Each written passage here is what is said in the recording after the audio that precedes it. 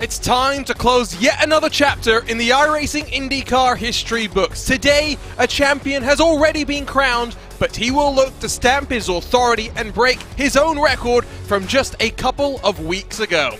Hello everyone and welcome back to RaceSpotTV, and for the final time in the 2022 Season 3 iRacing IndyCar Open Championship, to what is going to be an electric race. My name is Arjuna Kenkipati, alongside in the RaceSpotTV commentary booth by my Powerslide Motorsports teammate Andrew Kinsella. And Andrew, we are at a track that, while it's maybe not known for American open wheel racing, it very much here on iRacing has become a staple for the drivers in this community. And today they get set for yet another trip around this fantastic facility in upstate New York for 29 laps to close off what has been an electric season.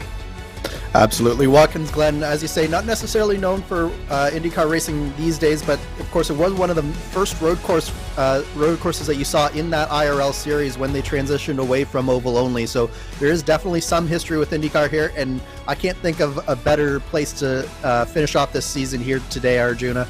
It's just one of those classic tracks, and it really does suit this IndyCar well. I wish they would come back in real life. Of course, they had some better attendance the last time that they went there. Would have been very much appreciated, but it is one track that I would say definitely suited to IndyCar action. I agree. I think IndyCar, if Mr. Penske is listening, needs to come back to. But here's a look at the point standings. It is academic for Brandon Traynor what happens today with, I think it's 8 wins in 12 races. He is comfortably on top, and because our strength of fields keep increasing season on season, we are breaking 2,000 points for the very first time. No matter what happens, Brandon Traynor continues to be a record breaker. Connor Harrington has secured second spot for now, but he'll be missing today. David Porcelli looking to spoil his run to second, with Steele, Malechka, Bodeful, Craig, Lyon, Kraus, and Demerit rounding out the top 10. It's been a fun season. It's been a dominant season for Brandon Traynor. Even when he's not fastest in qualifying, he's able to work his way forward and emerge on top come the checkered flag. Yeah, pure domination from Traynor this season. There has been very few races that he hasn't been in the conversation for the win at the end of the day. So just absolutely amazing season. But look at some of those gaps that we see coming out here. There's a lot to fight for in that top 10, and don't count out the bragging rights that goes along with coming second or third. These drivers will ride that and remind the drivers that they beat here today just who came out on top in these battles. So a lot still to play for here today, Arjuna. And our venue for the final time is this fantastic facility. Racing has been a staple in Watkins, Glen, New York since around the mid-1940s, but it started on public roads before in 1956. This facility's roots were planted. It's remained old-fashioned in so many ways. Fast, flowing, treacherous with minimal runoff and walls surrounding the track. Plenty of elevation change as well. It's a track that's known for pushing drivers to the limit. It pushes cars as well, requires a good compromise through the fast flowing sections at the start of the lap and the tight twisty stuff at the end of the lap. You mentioned cars, but it also pushes tires to the limit as well, and that's going to come into play here, Arjuna. We're going to have some interesting tire strategies, particularly with the red tires being mandatory to use here. We've heard talks on a 16-lap stint, the tires don't last more than about 12 laps, so you're going to see a lot of fall off from the reds and a lot of people struggling as the run goes on to keep the car underneath them. One thing that might benefit them, though, as we take a look at live track pictures from upstate New York, is the fact that it's relatively cool. I say relatively because, yes, you may see 43 degrees Celsius and think, oh, that is warm for track temperature. But this is a track that in the past, in some of the 6-hour endurance races that we see in the iRacing special event calendar, has seen track temperatures in excess of 70 degrees Celsius. 43 degrees and plenty of wind, Andrew. I think it means that we are likely to see the black primary tire be our preferred compound as we work through these long green flag runs. No question about it, Arjuna. The red tires, as I say, they've been not lasting very long at all in testing. So all of these drivers here today, they're going to be going to the black primaries for as long as they possibly can. The question, I think, today with strategy, though, is do you do the one-stop strategy? Because it will be tight on fuel, and you will have to run those reds longer than you really want to. Or do you try to make a two-stopper work and just go flat out on those blacks for as long as possible? It's going to be a fun race. Brandon Traynor continues his dominance in qualifying, 4 tenths clear of Kevin Birrell, who continues to show some pace. Matteo Ugolotti showcased his speed at Sonoma, but started at the back of the field. Today will start inside of the top 5. A feisty Italian driver. It will be interesting to see what he will do as we get ready for the final time this season, and for the final time, unfortunately, on RaceSpotTV to dial you up through today's starting grid. We are locked in and loaded in upstate New York. Let's dial you down through the starting grid for today's round 12 in the 2022 Season 3 iRacing IndyCar Open Championship.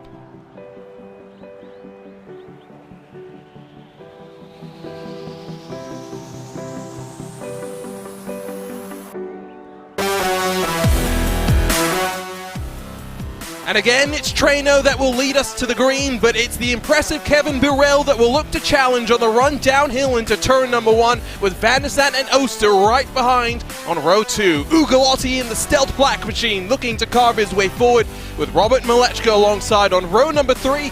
8/10 off the pace, a bit of a gulf between first and sixth in qualifying. Porcelli and Carey find themselves on row 2, with Richard Craig and Brandon Rosberg completing the top 10. Frankie D. James Galloway line up 11th and 12th, while rolling from 13th we see the red and white of Jack Maurer. Mitchell Welker with plenty of work to do for a driver with so much road course prowess. He'll be lining up back in 14th.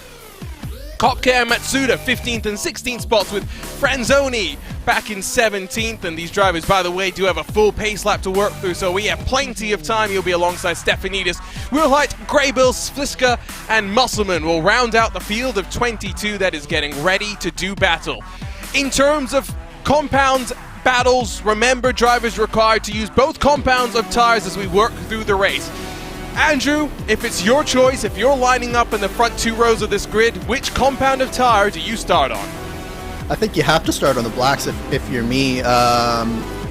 For me, you need that longevity in this first stint. You need to find a way to make the black tires last as long as possible, and have the stint go as long as possible. So the black tire is the tire to go with. You're going to have the grip later on in the stint. You're going to have the speed, and then you're going to be able to save those red tires for that final stint, and maybe the track's a little bit cooler, maybe they last a little bit longer, and maybe you can get a little bit lower of a fuel load so that you don't have to have quite as much weight through the tires. And so, yeah, I'm blacks 100% right now.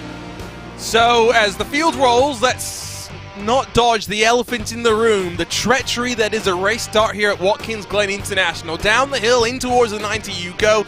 Cold tires, so easy to snatch the front right brake as you go downhill trying to get to the apex of the corner, then swing your momentum wide and build up the hill into the S's and run yourself into the bus stop chicane.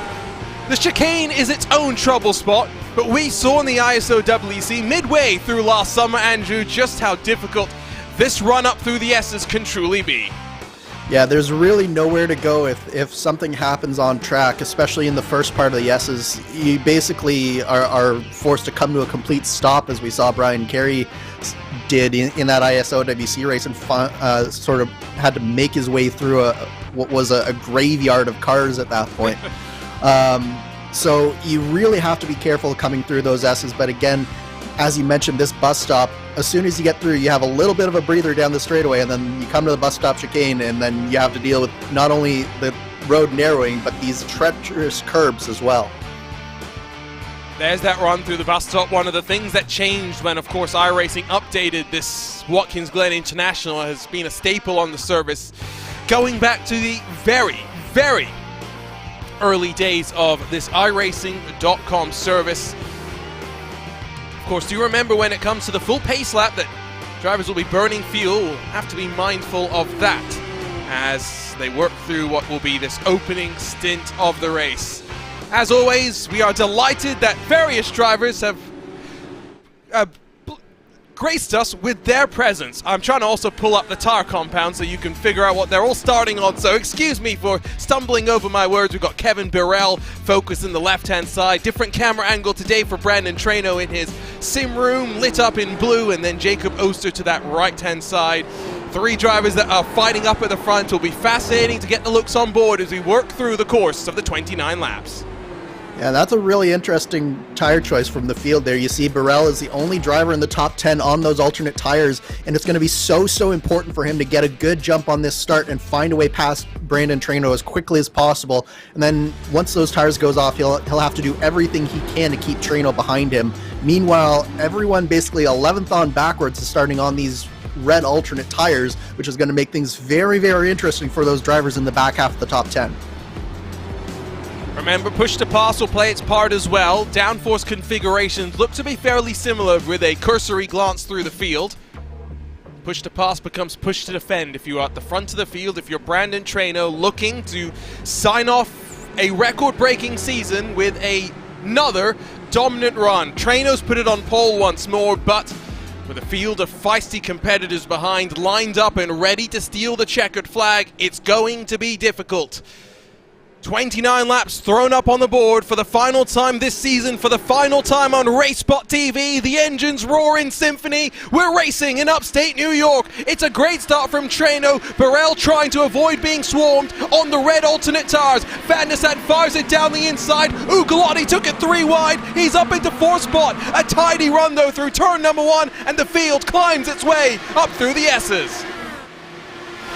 We've got through just barely there, but there was a couple of mistakes. Rob Malechka went really wide on the exit of the corner and lost about 3 positions there, but we've all sort of sorted themselves out as they come up down to the bus stop. Oster in front of Burrell, who from 2nd has dropped to 5th and is on the compounded tire that you want to be pushing, you want to be the aggressor. Ugolotti's the one going on the offense though. Up from 5th to 3rd already, and as they dive down into the boot, Ugolotti works on the back of Alexander Van der Sant and will get it done as they sweep their way through the chute into the toe. Ugolotti will commit around the outside with the cambered in nature of the corner. He can make it stick if he wants to.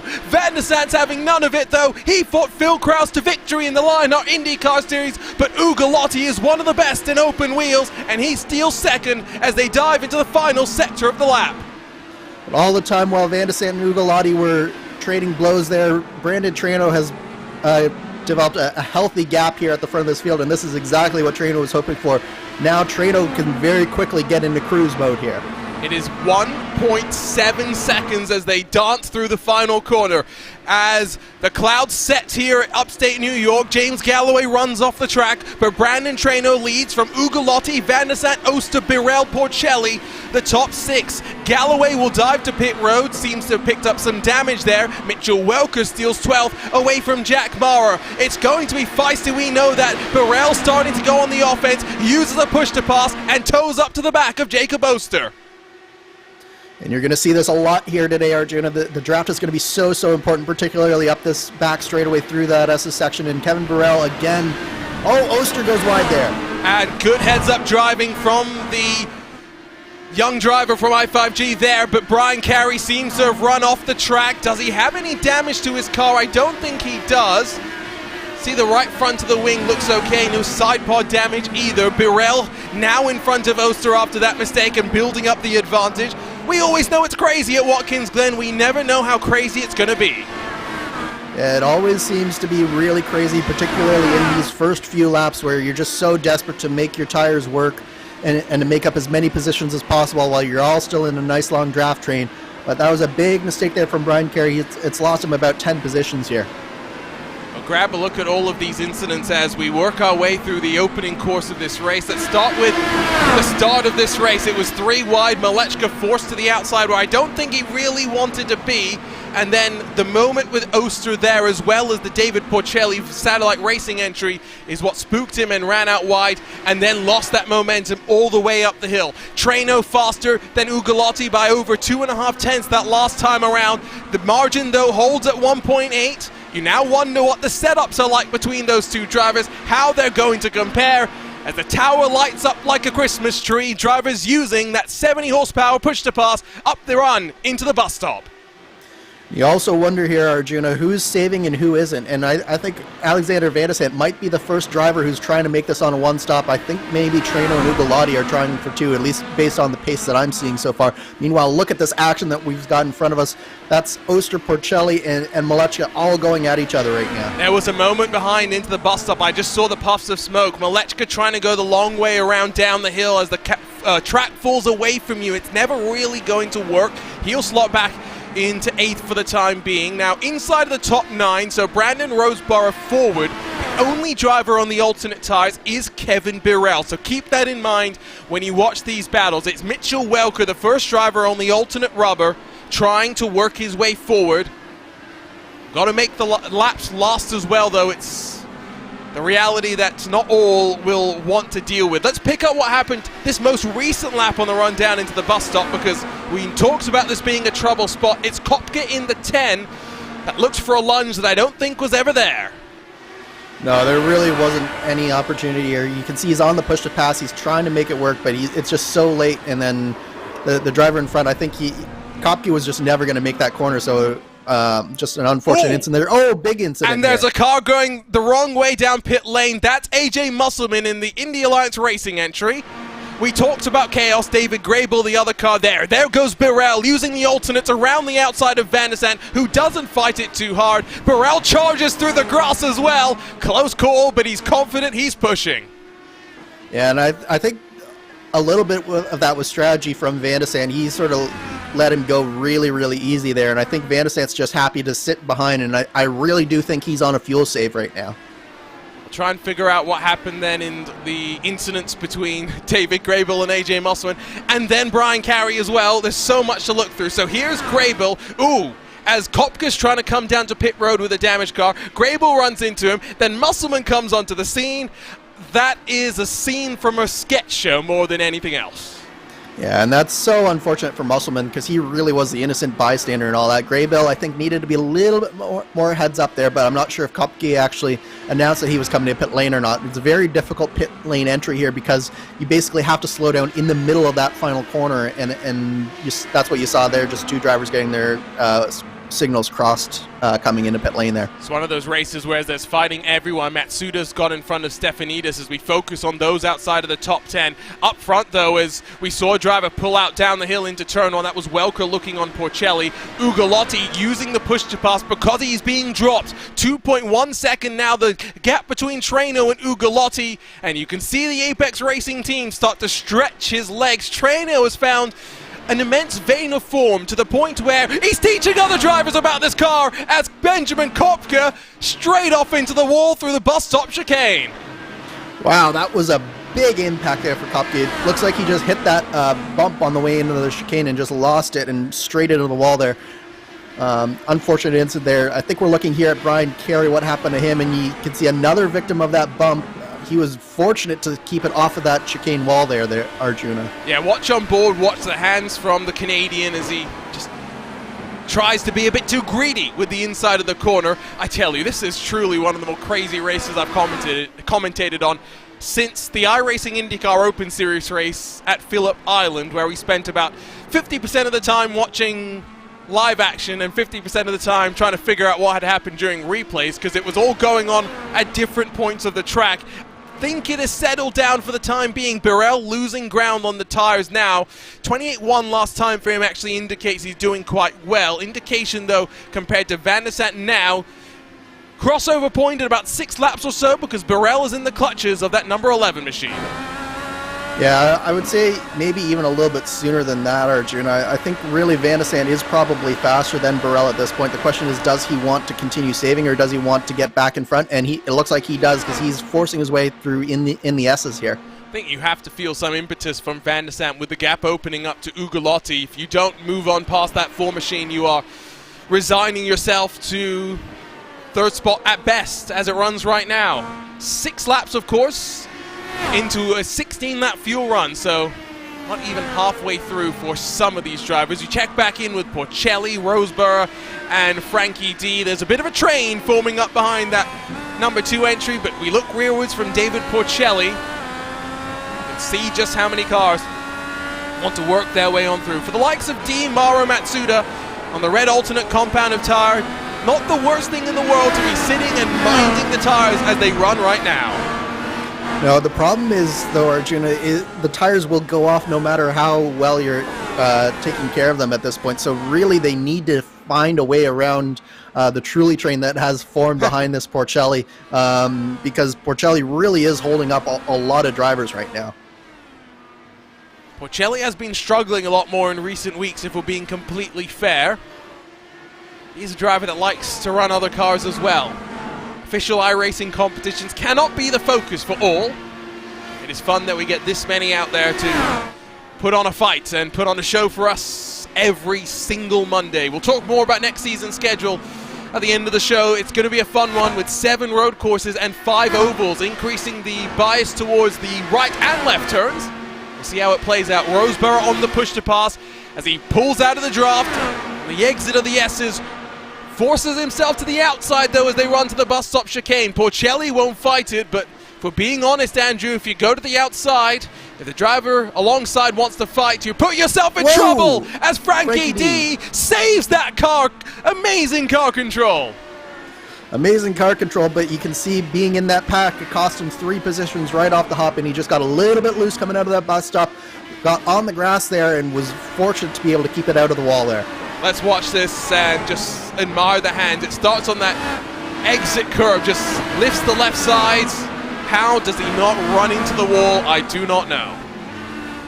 Yeah, that's a tremendous amount of car control there from Frankie D. Meanwhile, we got Brian Carey looking to the inside of Matsuda into the heel of the boot here. Is he going to get it done?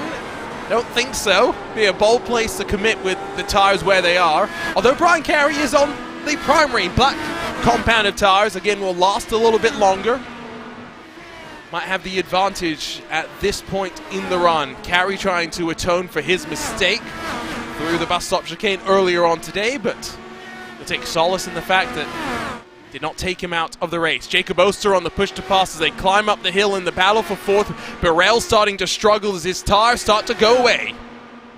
Yeah, the tires are really starting to go off the cliff now, and that's bad news for anyone trying to make this on a one-stop, because it really does look like maybe 8 to 9 laps is all you get out of useful tire life, and after that you're just a sitting duck.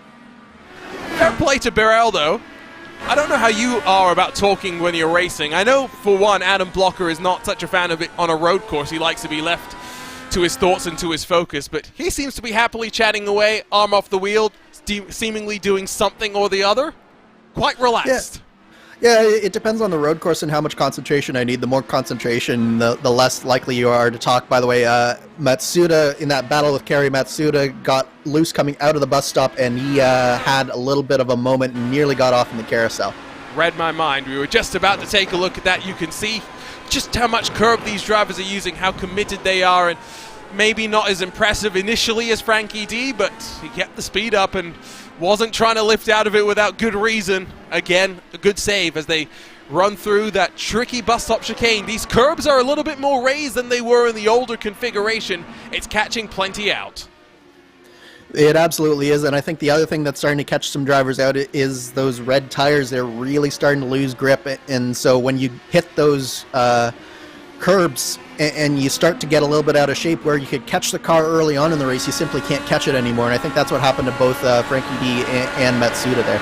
Left side of the screen, you can see the push to pass is being used. Drivers enter the race with 10 allotments of that push to pass. They can burn through it as quickly, as slowly as they want. Roseborough will finally take advantage to get on past Mitchell Welker. The charge through the field continues for the 2 as Mitchell Welker on the red compound of tires starts to feel the pain, but enjoyed them initially. He's +5 so far. Yeah, and that's Stefanidis. Sorry. Yeah, so that was a big moment there for Stefanidis through that bus stop chicane. But I was going to say, Mitchell Welker basically got everything he possibly could have hoped for out of opening this race on those red marked tires with the +5 now. Now it's all about just hanging on for him. Let's grab a look at what happened then to Stefanidis in the number 21. So side by side. I was thinking it was going to be contact, but another car just pogoing maybe a little bit too much over the curves. Jump on board and you'll see initially he clears himself, and there it is, the moment where he goes airborne. Not much you can do when your tires aren't gripping the ground. Yeah, and you could see he was already loose even before he hit that second curb. He was loose on turn in with that first right-hand corner, and then as soon as he hit the left-hand curb, what was already an unsettled car just became completely unsettled. Meanwhile, Brian Carey successfully making the pass on Jack Mara there. Mitchell Welker in the wall on the exit moment. of turn 1.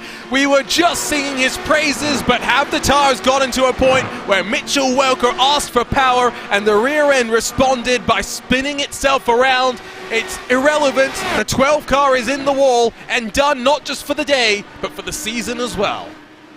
A very unfortunate way for Welker to end the season. He'd shown a lot of promise, especially early on in this season, with the pace at some of these road courses and some of the ovals as well, but particularly on the road he'd been showing really, really well, and he was doing a good job here today, and I think it's just a victim of the tires, as you say there, Arjuna. Let's grab a look at another RaceSpotTV replay as we spool it back and dive down the hill.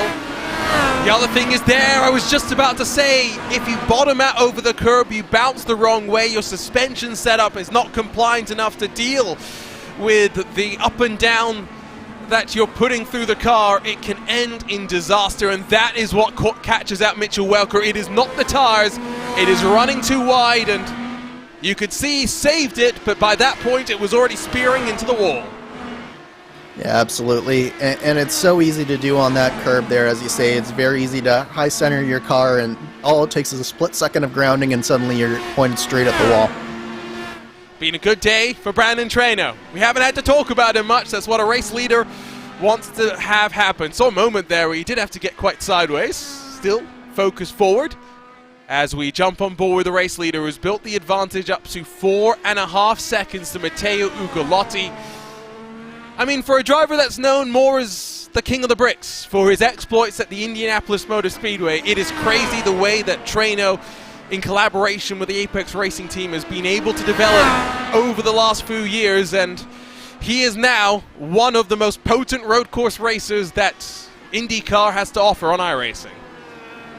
Absolutely he is, especially in this IndyCar. He's really got it figured out, and I think the switch to the new tire model that we have had for a few seasons now, it really suited Traynor, whereas the older model I think just didn't really suit his style. But this one here, combination of just a lot of practice, a lot of effort from Traynor, and then just everything has sort of come together for him. Kevin Burrell continues to slide backwards after he gambled with starting on the the alternate compound of tire at the start of this race. We'll tick over to lap 12 at the end of this one, being caught by the likes of Rashad Craig and Robert Malechka in the Indy Alliance Racing green and silver and the Powerslide Motorsports red and white as they go down the hill. Kevin Burrell with the proper lean going on there, I tell you. I'm a fan of a lean as well. And, you know, I don't always judge by iRating, but Burrell comes into this one with the 4th highest iRating in the field, above even Brandon Traynor. Plenty of that experience built up in other cars, but if you know what's fast, no matter what sim, no matter what car, no matter what track, you will figure out how to go flying. Absolutely you will, but you mentioned earlier that Kevin Burrell was talking a lot. There's not a lot of talking going on right now. I think he's hanging on for dear life on these red alternate tires, and you can see just the amount of concentration it takes. Brian Carey's off the road and totaled. Oh, that's a big one. Yeah, totaled Dallara IR18. Ugolotti as well has had an issue. Ugolotti is down behind Van der Sant and in the clutches of Oster. Two moments. What has happened here? Two moments. It's almost like oil was thrown on the racetrack, but Ugolotti at least still has a car underneath him. Brian Carey's in the garage. Yeah, Carey definitely done for the day, but Ugolotti's living to fight another day. The question is, can he get back around Van der Sant? Van der Sant had... We'll try and grab Andrew Kinsella back in a couple of moments' time. Here's a look at what happened, though, to Matteo Ugolotti as Kevin Burrell dives to pit lane. Ugolotti through the bus stop just makes that mistake and then has to rejoin. Not the first time, not the last time that we'll see this one. Grab another look at it, though, from the onboard camera. Almost had all 4 tires to the right side of the white line before they even got through the apex of the corner. That was a big one.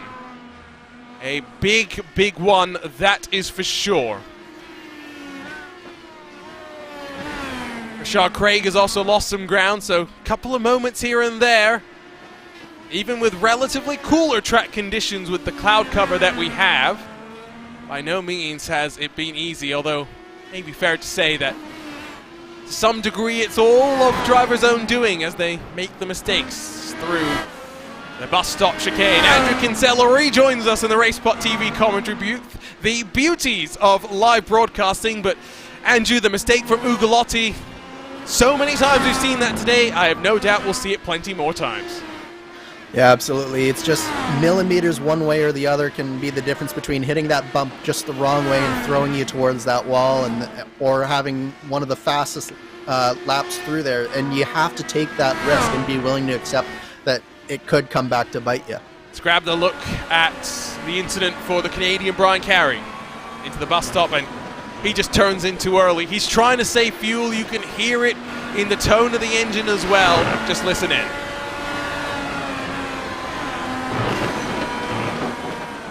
Sometimes going in too easy is the undoing of the best of us.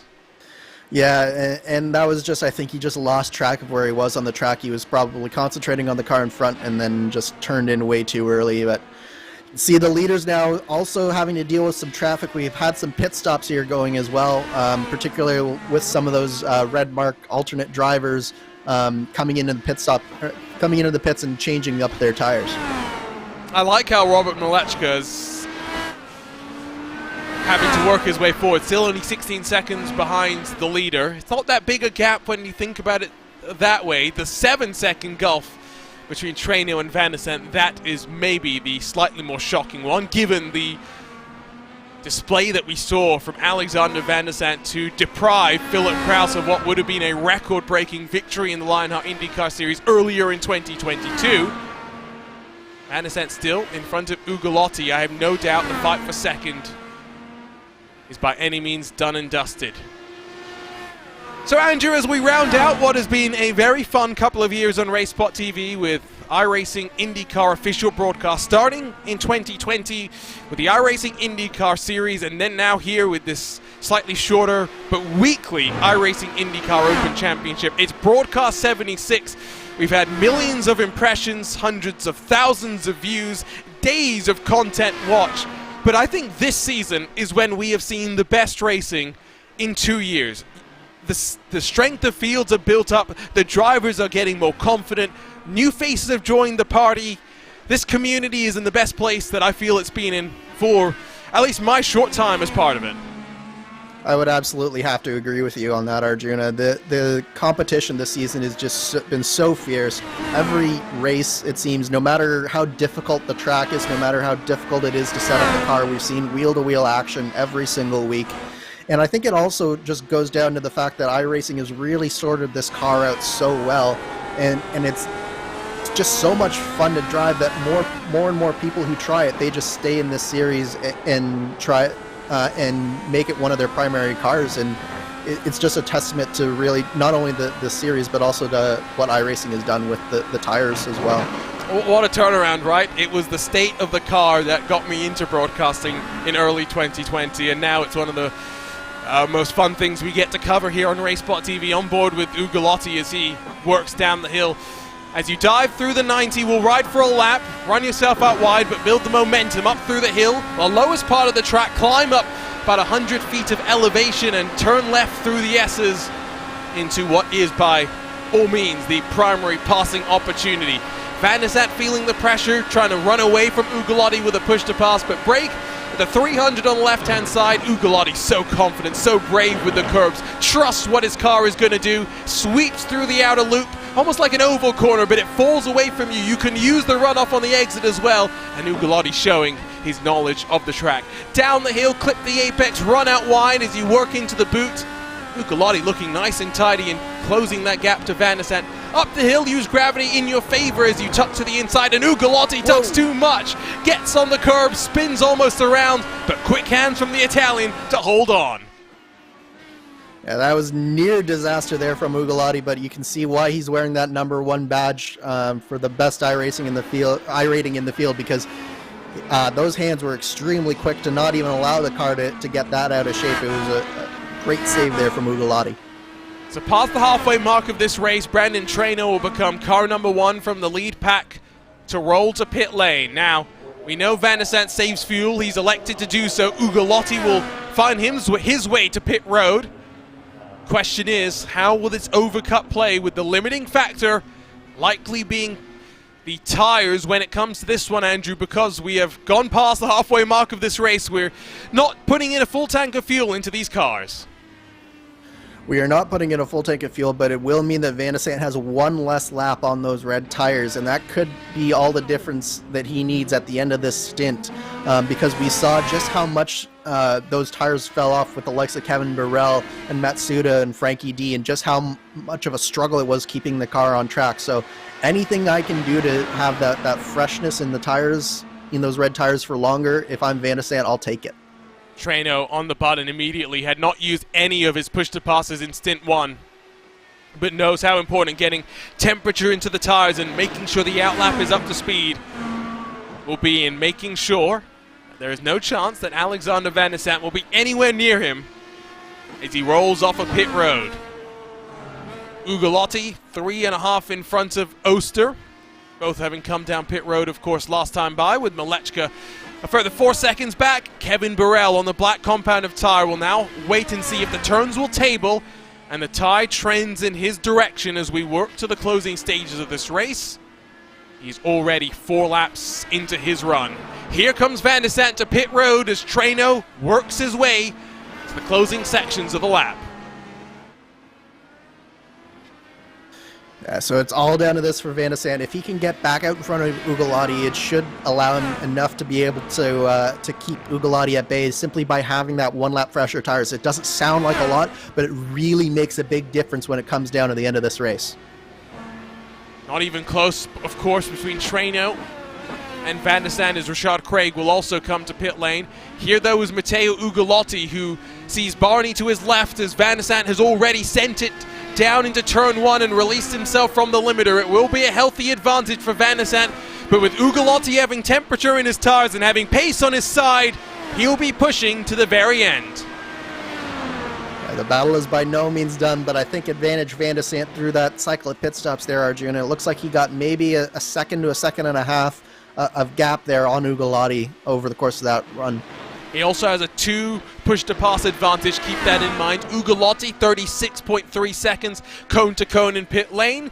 For Van de Sant, 35.5. And it's not just getting into the lane and getting off when getting into the limiter and getting back up to speed, but we know how Van de Sant is so good at dropping from the jacks, releasing the clutch in a progressive fashion, and moving his way forward. For Van de Sant, that's how he came out on top with Philip Kraus, not just the speed on track, but the execution on pit lane. And because pit road is downhill, Andrew, that becomes even more important here today. Absolutely, particularly for those leaders. As you say, it is that downhill motion, so you have to be so careful when you get back on the gas, and Van de Sant, as you say, is one of the best. But we've got a nice little battle here going on. This is Rashad Craig, who's come out back in front of Brandon Roseborough after that cycle of pit stops. Craig went a little bit longer here, but he's now on the red tires, and Roseborough, he's got a couple of laps on these tires and a little bit more heat in them as well. Roseborough is a very competitive iRacer, 6,400 I rating, but usually in the RSR by butt kicker colors, we see him in sports car sort of racing. Good to see him take his wheels, to take his exploits rather, out to open wheel racing. Hopefully not the last time we'll see him as well, with a very exciting schedule, of course, on the horizon. They'll climb up the hill. A push-to-pass put forward from Roseborough, who has used 4 of his push-to-passes so far. Rashad Craig has only used 2. It's really the only fights to monitor on track. Behind them, Will Height in 10th has 2 seconds to Matsuda, 1.9 then back to Frankie D. While inside of the top 5, it is very much separated out. We're just waiting to see what Ugolotti can do in reeling in the 11 of the Powerslide Motorsports car of Van de Sant sitting in second. Everything's sort of settled down just a little bit, Arjuna. Of course, we had that really frenetic pace to begin this race, but now everyone's sort of settled into where they are on the track, barring, of course, Ugolotti, because Ugolotti can see Van de Sant. And I will say that being able to see the car that you're chasing is such a psychological advantage, because you know that they can also see you in your rearview mirror. So if you're Van de Sant, you're looking up a little bit more often than you would at your mirror. And if you're Ugolotti, you have a target that you're putting forward. But Van de Sant certainly not succumbing to the pressure. That was the fastest lap of the race from Alexander Van de Sant. Maybe prefers the red compound of tires. You never know. Build the advantage to 2.4 to Ugolotti. Wow, what a way to start this stint off with 10 laps to go for the drivers in this season. For Treno, I don't know what the strength of field is. I'm going to wager it's on the lower end of what we've seen this season, just by virtue of the way the iRating is spread through the field. But regardless, it will be a season where he scores over 2,000 points. Ugolotti has lost some ground, I can only assume, because he's made a mistake through what has been the most difficult spot on track for everyone in the field. No matter how fast, no matter how slow you are, something has happened through the bus stop chicane.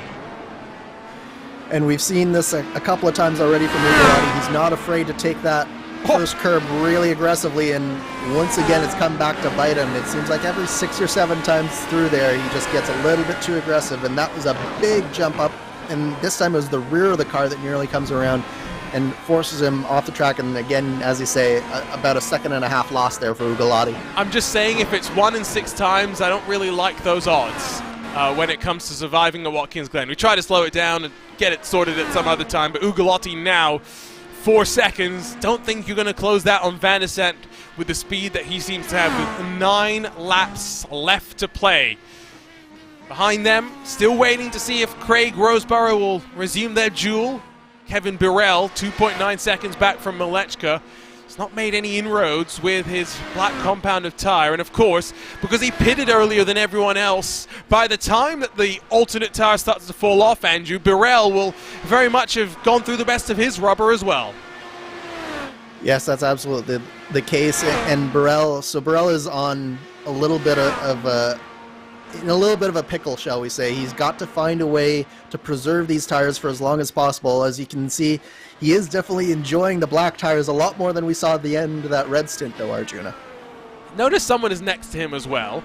Don't know about you, Andrew, but when I'm racing, it was to the point when last year I lived in a 1-bedroom apartment. My parents would come to visit, and I would tell them, because my rig was in the living room, if I had a race, you can't be around when I'm racing. You've got to get out of the house. What are you like? Well, so I have VR and headphones on, so basically I'm in my own little world when I'm racing, so I wouldn't even know if there was someone beside me while I'm racing most of the time, in fact, so it wouldn't bother me either way. But I just find it interesting because I've seen Dane Warren, who is part of the VRS Coanda team, top-level driver in the Porsche Esports Super Cup, as well as the V8 Supercars E-Series, one of the best that Coanda has to offer, and a second fast Australian that they seem to have. Don't know what's in the water down there, but when he's doing the V8 Supercars E-Series races, his brother Ethan Warren competes in the series as well, and they're literally next to each other as they're racing. I find that such an interesting dynamic, and clearly they have a good enough relationship that they can make it work. I know me and my brother like to fight quite a bit. I can only imagine what would happen if we crashed with the stakes as high as that and we're literally alongside. Yeah, I think that it would be fine until you actually make contact with your brother, and at that point it becomes a little bit more hazardous to have an arrangement like that. But the reality is, in top-level sim racing, it's more of a when than if it's going to happen. It really is as simple as that. Here is Mr. Jacob Oster behind the wheel of the i5G number 15. Gloves for the first time, I think, as he gets set to finish out the season in what seems to be 4th position. And we were talking about this before we got underway, Andrew, but Jacob Oster going to be one of a couple of drivers. Whoa, big sideways slide there. Not even a smirk from Oster, but one of 2 drivers that we've seen in this Monday Night IndyCar Series to be jumping forward to the Lionheart IndyCar Series, with Jacob Oster and John Bodefor running for at least a couple of races in 2022. Yeah, that definitely seems like it's the case here. Oster, of course, is in the Lionheart Speedway Series as well, and has been doing a much improved effort there over the last few races. Was in the mix for the win at Chicagoland the last time out, and was looking really strong all race, so definitely interested to see what he will do. And of course, Bodefor, not here today, unfortunately, but it has become a mainstay of this IndyCar community, I would say. Yeah, really always happy when I see his name, and it's been good that he's been willing to venture out onto the ovals as well. And maybe now I understand why he was doing that, because surely he would have been thinking about that potential move. Trainer has lost some ground this lap. Not sure where it has happened. Maybe with some traffic. I'm not 100% sure. We will endeavor to find that out and to show it to you, because in what has been an effortless drive so far, has Brandon Traino made a mistake today?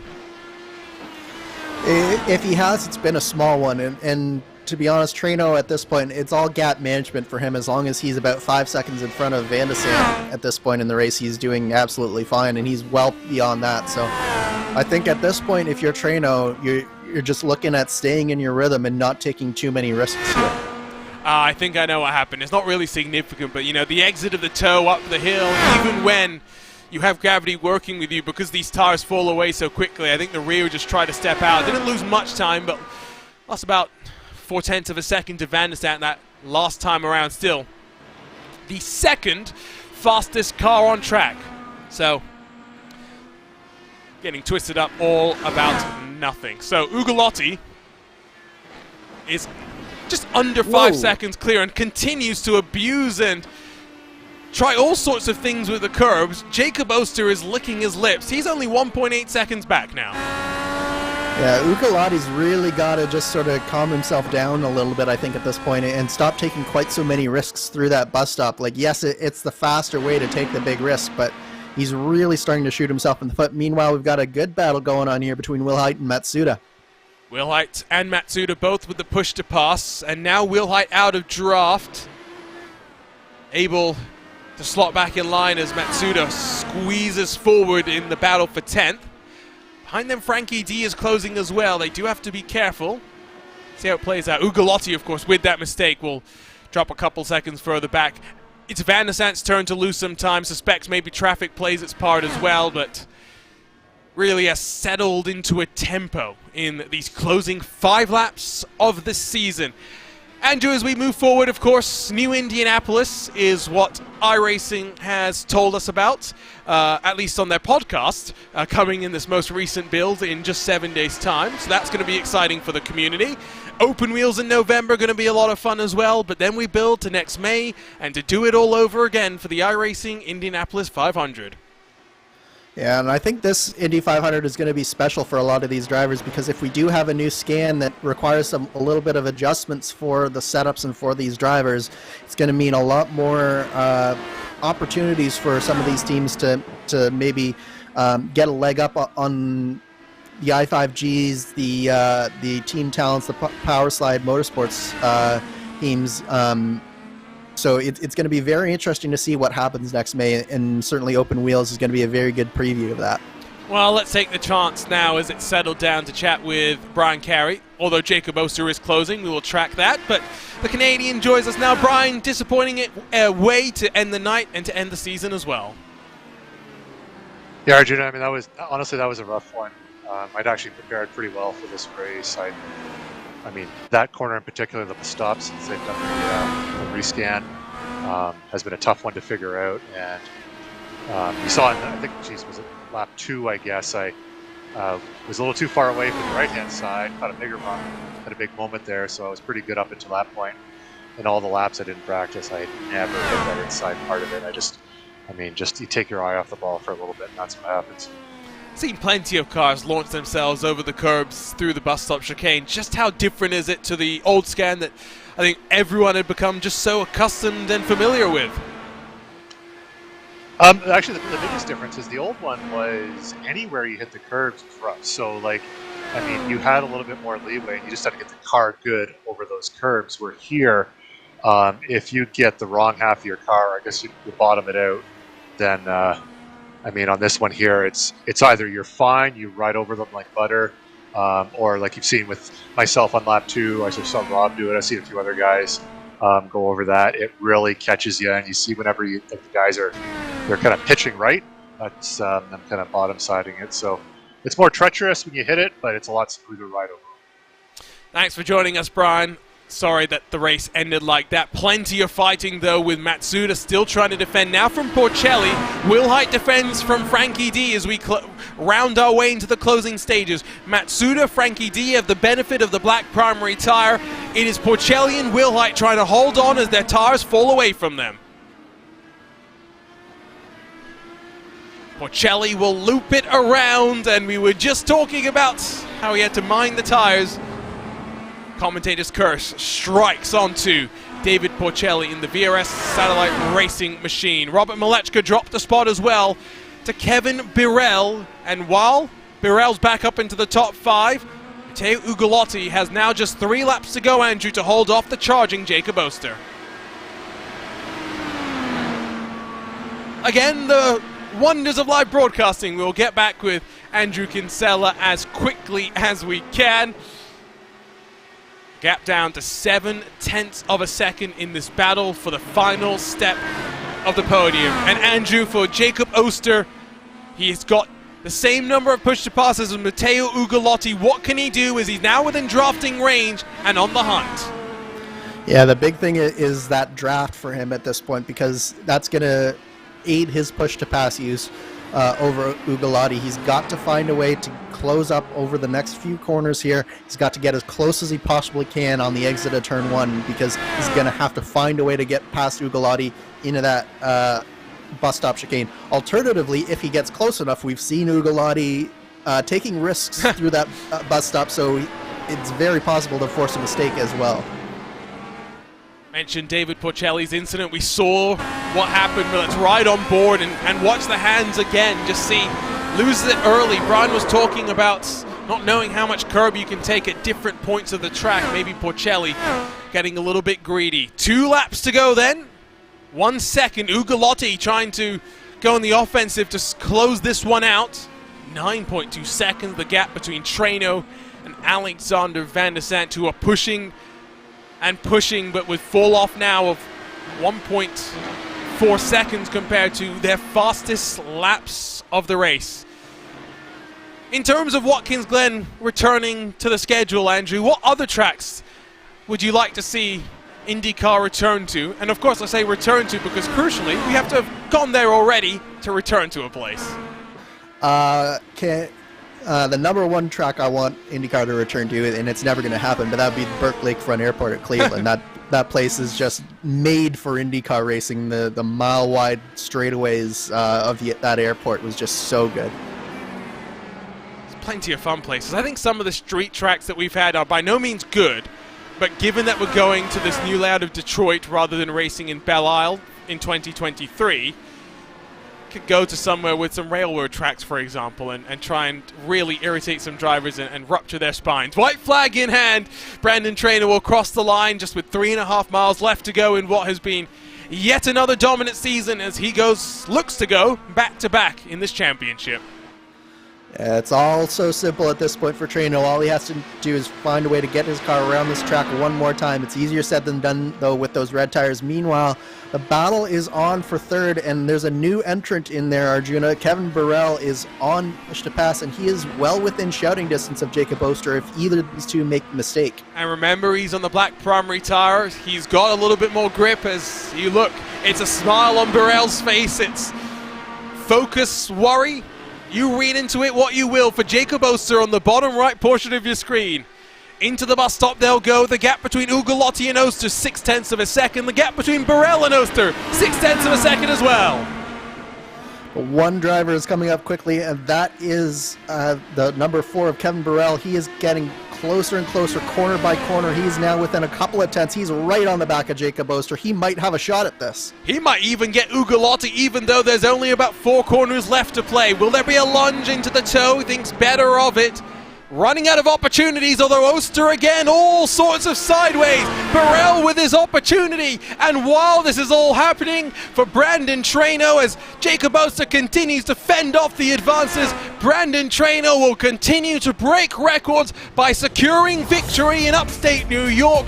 Brandon Traino waltzes his way not just to another win, but to another championship as well. Alexander Van der Sant will take home a well-deserved second. while Matteo Ugolotti will scramble a third-place finish in front of Jacob Oster and Kevin Burrell, who charged all the way to the very end, but it was too little, too late. That is the classic example of one more lap and Burrell would have had the third place there. What a drive and what a recovery from Kevin Burrell. But what more can you say about Brandon Traino here today in this season, Arjuna?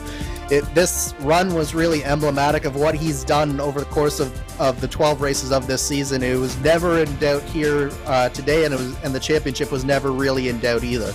He will celebrate with some well-earned donuts, something he is becoming quite well practiced with. I think it is fair to say. We wait for the final cars to come across the line. 21 started, 15 will finish on the leading lap, separated by just over, or just under I should say, 90 seconds. A big gulf in the field, but great to see new faces join the fun and join the party as Brandon Traino's celebrations will continue. It's been a great season, it's been an entertaining season, and in 2 weeks' time, these drivers will start to do it all over again at what is bound to be a very, very exciting race at WeatherTech Raceway Laguna Seca to match up with the NTT IndyCar Series. For the final time this season, and for the final time on RaceSpotTV, let's run you down through your race results. It's 29 laps of dominance for Brandon Traino, who walks away with the victory 10 seconds clear of the Powerslide Motorsports number 11 of Alexander Van der Sant. It was an eventful day for Matteo Ugolotti, to say the very least. But he will scramble the final spot on the podium in front of Jacob Oster, in front of the hard-charging Kevin Burrell, who tried the contra strategy, but from second on the grid. He will finish 5th, but with plenty to be happy with. Malechka 6th, with Craig, Roseborough, Matsuda and D completing the top 10. Matsuda +7 worked his way forward into 9th position, with Wilhite down in 11th +8, Mara 12th. David Porcelli lost 6 spots to drop to 13th, in front though of Yanni Stefanidis and Mats Sliska, the final car on the lead lap. James Galloway 1 lap down, with David Grable, the first of our retirees. Brian Carey, Mitchell Welker and Benjamin Kopke bookend the top 20, with Musselman and Franzoni rounding out the field of the 22 that took to the grid for the final time this season. As always, we will chat to various drivers to round out our post-race coverage, and indeed our post-season coverage as well. 10 seconds the margin of victory at the end of the day. It might as well been an entire year. Brandon Traino asserting dominance in a record-breaking year, waltzing away with the victory. Yeah, it was just, again, emblematic of what he's done all throughout this season. It was one of those races where everything fell his way, from the fighting on the first lap between second and third, and the gap that he was able to get there. From there on, all he had to do was control the pace from the front, and that's exactly what he did. And it was just a classic Brandon Traino drive at this point. We've seen it so many times, and we saw it once again here today. Let's not dawdle any longer, because he has finally taken steps from victory lane to the broadcast booth. We bring in the record breaker, Brandon Traino, who walks away with the victory here today. Brandon, great lap in qualifying, almost half a second quicker than your competitors, and from there, dominated the start, dominated the race. Talk to us about today, talk to us about this season. Yeah, we had a good qualifying effort. It wasn't the best, to be completely honest. I lost quite a bit of time through the boot, but it was good enough for the pole, and we got a really good start. They got a little bit mixed up there in turn 1, so I got a decent gap.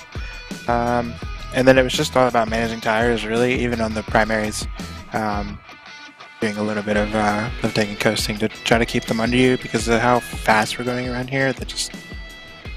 The heat doesn't dissipate, so you gotta do it another way. So yeah, it was a really good race, and glad Jacob got a top 5 as well. So good for the team, and really good season overall. We had a pretty dominant season. Couple mistakes, couple hiccups here and there, but nothing to be ashamed of, and a lot to be proud of. So what's the plan moving forward?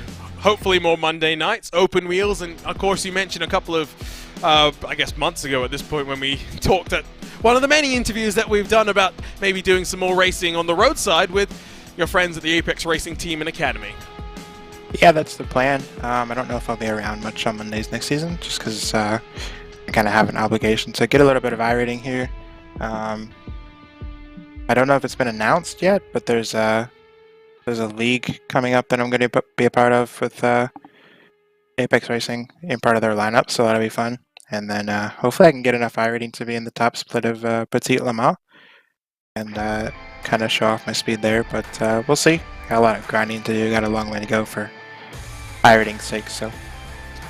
Is this a league that did some pre-qualifying this past weekend? Does it start with an I? No. Okay, then no. Okay. I don't even know if it's been announced yet. We'll figure it out. I will try and work into it. In terms though of next season, Brandon, one final question, we'll let you go. 7 road courses, 5 ovals. What do you think it will do as we move forward with this change to the schedule?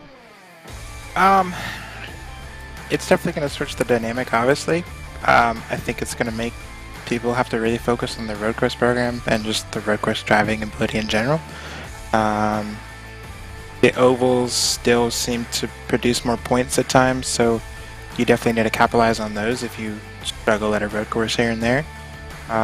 So it'll be a good balance, I think. It'll be interesting to see how it kind of plays out next season. And I'm excited to watch, and I will for sure participate where I can. Thanks for joining us, Brandon. A great season for you and a great season for the team. Go off and celebrate this one. Thanks, appreciate it, Arjuna.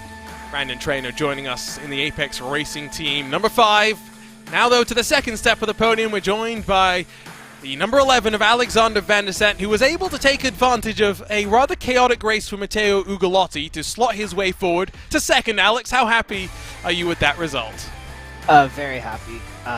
Yeah, I felt good coming into this race. I love this track. Got my first Lionheart win here, so I really wanted to perform well, and yeah, just was able to put it down a solid qualifying lap, execute the strategy, and take care of the tires, and be there at the end.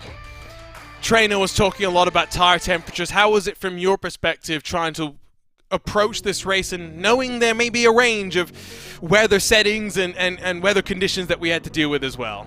Yeah, we were pretty surprised. The practice session before was like 10 degrees cooler than what we had tested in, and then we get to the race session and it's exactly what we tested in. So surprised but happy about that because we knew what we had and what adjustments we would make. I did have a little mistake on the phone for the first stint, which I had a little bit more, but yeah, overall it was yeah, it was very big emphasis on managing the tire temps for the red stint. I think there were laps that I was faster than Trano, and then there were laps that he was faster than me, so we were pretty close, so that's satisfying to see. In terms of the rest of the year, Alex, you are one of the busiest people in sim racing because you jump from league to league, from car to car. Doesn't matter if it's open wheel or stock car, you will drive it all. What's the plan for the rest of this year? Yeah, we're looking forward to another season of Open. Maybe we're probably going to put on a much stronger, like, full-time effort for that. So yeah, also focusing on some next-gen cup driving. So that's been fun. Really picking that up the second half of this year. So learning a lot from all angles, and yeah, just enjoying myself. And of course, you will commit full-time after RaceSpot is done, so we thank you for that. Congratulations on a great run tonight, Alex. It's been a pleasure to commentate to you on your growth through this Open Series. Can't wait to see what more you still have to do on RaceSpotTV. Yeah, and thank you so much, guys, for putting on the broadcast over the last several seasons. It's just added so much to the community, and everybody is very appreciative of it. Alexander Van der Sant with a great run to second to round out the season. We'll jump then to Jacob Oster, who finished 4th on the run today, and well, it was almost 5th because Kevin Burrell pushed him all the way to the very end. How much fun was that for you, Jacob, fighting all the way to the checkered flag? That's something I don't get to do a lot, especially on a road course. I get to do it on an oval from time to time, but to be up there and basically catch a former world championship driver and have someone hot on your heels on a different, better tire behind you is definitely a mind cruncher whenever you keep seeing the gap go down. And I have my crew chief Chris telling me he's a second and a half faster than you. There's 2 to go, and he's a second and a half back, and I'm scared. But it's nice to finish one of these. Actually, I don't do that a lot. I think to some degree it's nice to finish any race, period, isn't it, Jacob? But Fair, right? I mean, in terms of the car, i5G obviously, joining the program this year. It's been great to see how you've developed, and now moving forward, it's not just about developing and setup. You'll be on a trial run in the Lionheart IndyCar Series. How excited are you about that? I look forward to it on Wednesday. It's not my favorite track to debut at in Motegi, but we will see what happens. The set's a little bit different than what I'm used to, so I'm going to have to run around and get used to that in the draft and see what I can do Wednesday. I hope to run the rest of the season, so that's my plan now. Already getting his racing driver excuses out. Look at that. Other than Lionheart, what's the plan for the rest of 2022? Well, I can't run that much open anymore because I need to finish college now. So imagine that. I know. I've done a lot, Arjuna. I do a lot of things.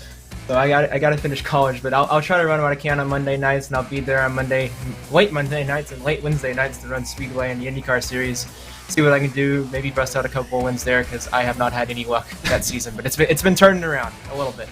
Looking forward to seeing more of you on RaceSpot, Jacob. Congratulations on 4th and a good run today. I'm sure we'll see plenty more of you in 2022. Thank you, Arjuna.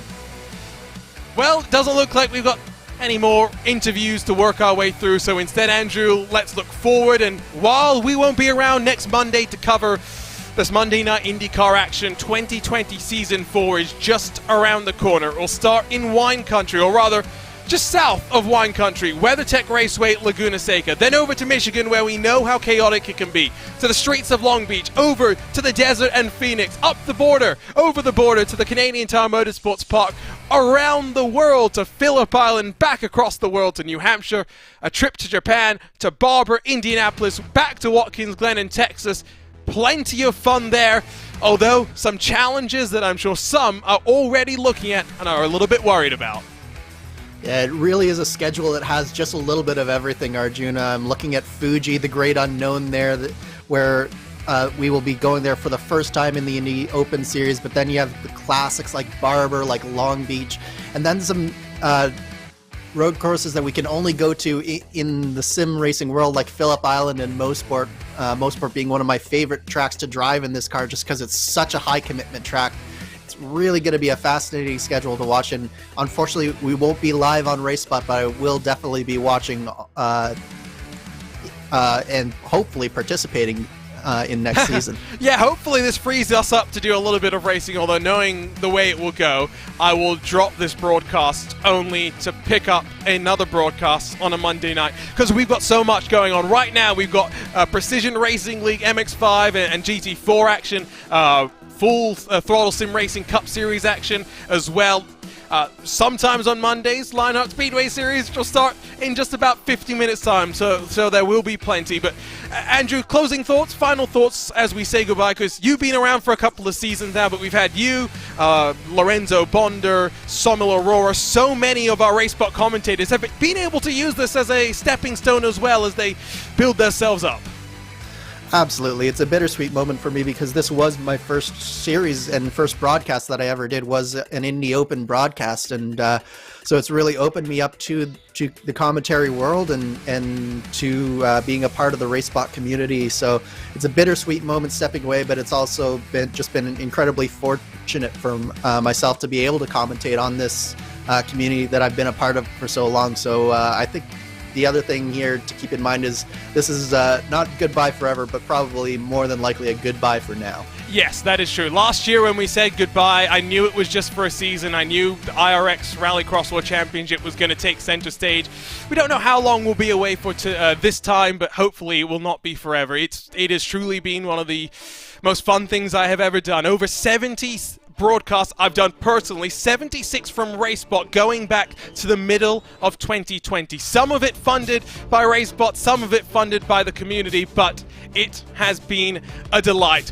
Millions of impressions, hundreds of thousands of views, and days of content watched. That's what I'll remember about the iRacing IndyCar Open Series and our run here on RaceSpotTV. Some of the best action you will find in official iRacing competition. In some ways, it feels more like a league than anything else. As always, head over to iRacing.com where new memberships are 40% off if you've been watching on and you've been enjoying and you want to join the party. Every Monday night, as the week switches over, the drivers of the community get ready to do battle and to battle once more. On behalf of the team at RaceSpotTV, for the likes of Sommel Aurora, Ewan O'Leary, Lorenzo Bonder, Connery Maddock, Andrew Kinsella, Wilson Nato, and so many more, along with myself, Arjuna Kankipati. We are so privileged to have had you along for the ride. This is goodbye for now, but not forever. We will see you next time for some great iRacing IndyCar action, but it is a record-breaking Brandon Traino that signs us off from Watkins Glen. We'll see you next time. Goodbye.